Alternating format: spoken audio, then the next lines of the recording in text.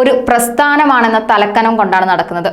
അത് നമ്മുടെ ഓപ്പറേഷൻ സിന്ദൂറിന് ശേഷം ട്രംപ് ആധിപത്യത്തിന്റെ ഞെട്ടൊടിച്ച് വിട്ടപ്പോൾ എല്ലാവർക്കും മനസ്സിലായതാണ്. ഇപ്പോൾ ഇറാൻ ഇസ്രായേൽ സംഘർഷത്തിലും ട്രംപിസം ഉണ്ട്. ട്രംപ് തീരുമാനം എന്ത്? അതായിരുന്നു ലോകം മുഴുവൻ ഉറ്റുനോക്കിയത്. ഇറാനും ഇസ്രായേലും തമ്മിലുള്ള സമാധാന കരാർ സാധ്യമാണെന്ന് വിശ്വസിക്കുന്നതായി ട്രംപ് പറഞ്ഞിരുന്നു. ഇന്ത്യയും പാകിസ്ഥാനും തമ്മിലുള്ള വെടിനിർത്തൽ ഉൾപ്പെടെയുള്ള മുൻകാല സമാധാന ശ്രമങ്ങളുടെ ക്രെഡിറ്റ് അദ്ദേഹം വീണ്ടും അവകാശപ്പെട്ടു എന്നാണ് റിപ്പോർട്ടുകൾ.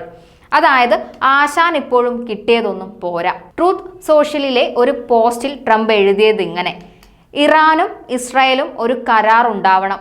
ഇന്ത്യയും പാകിസ്ഥാനെയും വ്യാപാരമായി ബന്ധപ്പെടുത്ത് അമേരിക്ക ഇടപെട്ട് കരാറുണ്ടാക്കിയതുപോലെ ഒന്ന് ഉണ്ടാവണം. ഇസ്രായേലും ഇറാനും തമ്മിൽ സംഘർഷം വർദ്ധിച്ചു വരുന്ന സാഹചര്യത്തിലാണ് ഇത്.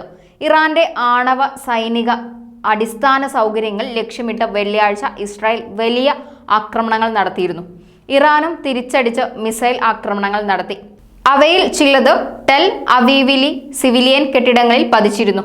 സംഘർഷം 3-ാം ദിവസത്തിലേക്ക് കടക്കുമ്പോൾ പോരാട്ടം മിഡിൽ ഈസ്റ്റ് ഉൾപ്പെടെ വ്യാപിക്കുമെന്ന ആശങ്ക വർദ്ധിച്ചു വരികയാണ്. ലോക നേതാക്കൾ ഇരു രാജ്യങ്ങളോടും സമാധാനം പാലിക്കാൻ ആഹ്വാനം ചെയ്തിട്ടുണ്ട്. ആക്രമണങ്ങളുടെ പശ്ചാത്തലത്തിൽ ഞായറാഴ്ച ഒമാനിൽ നിശ്ചയിച്ചിരുന്ന US-ഉം ഇറാനും തമ്മിലുള്ള ചർച്ച റദ്ദാക്കിയിരുന്നു. ഇറാന്റെ പരമോന്നത നേതാവ് അയത്തുൽ അലി ഖമൈനിയെ വധിക്കാനുള്ള ഇസ്രായേലിന്റെ പദ്ധതി US പ്രസിഡന്റ് ഡൊണാൾഡ് ട്രംപ് ഇടപെട്ട് തടഞ്ഞതാണെന്ന് റിപ്പോർട്ടുകൾ പുറത്തു വരുന്നുണ്ട്. ഇറാൻകാർ അമേരിക്കക്കാരെ ആരെയും കൊന്നില്ലല്ലോ, അവരത് ചെയ്യും വരെ രാഷ്ട്രീയ നേതൃത്വത്തെ ഉന്നം വയ്ക്കുന്ന വിഷയം നാം സംസാരിക്കാൻ പോകുന്നില്ല എന്നാണ് ട്രംപ് നിലപാട് എന്ന് റോയിറ്റേഴ്സ് റിപ്പോർട്ട് ചെയ്തിരുന്നു. ട്രംപ് തീരുമാനം വ്യക്തിപരമായി അറിയിച്ചോ എന്നത് സ്ഥിരീകരിച്ചിട്ടില്ല. സമീപ ആഴ്ചകളിൽ ഇസ്രായേൽ പ്രധാനമന്ത്രി ബെഞ്ചമിൻ നെതന്യാഹുവുമായി ബന്ധപ്പെട്ടിരുന്നു എന്ന റിപ്പോർട്ടുകൾ പുറത്തു വരുന്നുണ്ട്. ഇറാന്റെ പരമോന്നത നേതാവിനെ വധിക്കാനുള്ള ഇസ്രായേൽ പദ്ധതി ട്രംപ് വീറ്റോ ചെയ്തതായി റിപ്പോർട്ടുകൾ പുറത്തു വന്നതിന് പിന്നാലെ ഫോക്സ് ന്യൂസിൽ നൽകിയ അഭിമുഖത്തിൽ നെതന്യാഹു ആ അവകാശവാദം സ്ഥിരീകരിക്കുകയോ നിഷേധിക്കുകയോ ചെയ്തിട്ടില്ല. അതിനുള്ള കാരണവും വ്യക്തമല്ല. ഒരിക്കലും നടന്നിട്ടില്ലാത്ത നിരവധി തെറ്റായ സംഭാഷണങ്ങൾ ഉണ്ട്. അതൊന്നും പറയുന്നില്ല, അതിലേക്കൊന്നും കടക്കുന്നില്ല. ഇങ്ങനെയൊക്കെയാണ് നിലപാടുകൾ പുറത്തു വരുന്നത്.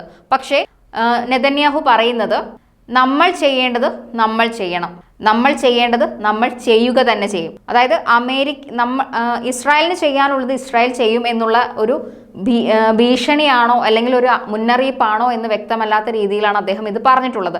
അതേപോലെ അമേരിക്കയ്ക്ക് എന്താണ് നല്ലതെന്ന് അമേരിക്കയ്ക്ക് അറിയാം, അമേരിക്കയ്ക്ക് എന്താണ് നല്ലതെന്ന് അമേരിക്കയ്ക്ക് അറിയാമെന്ന് കരുതുന്നു.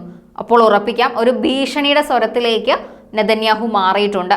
ഒരു യുദ്ധത്തിലേക്ക് പശ്ചിമേഷ്യ മാറുമോ എന്ന ഭീതിയിൽ ജനത ജീവിക്കുമ്പോഴാണ് ഇത്തരത്തിലുള്ള പരാമർശങ്ങളും വാക്പോരുകളും എല്ലാം നടക്കുന്നത്. ട്രംപ് അവിടെയും സ്കോർ ചെയ്യാൻ ശ്രമിക്കുന്നു എന്നതാണ് വേദനാജനകം. ഒരു യുദ്ധഭീതിയിൽ നടക്കുമ്പോൾ ഇത്തരത്തിലുള്ള പരാമർശങ്ങളും ഇടപെടലുകളും ഒക്കെ സമാധാന രീതിയിലാവണം, വിമർശനങ്ങളാവരുത്.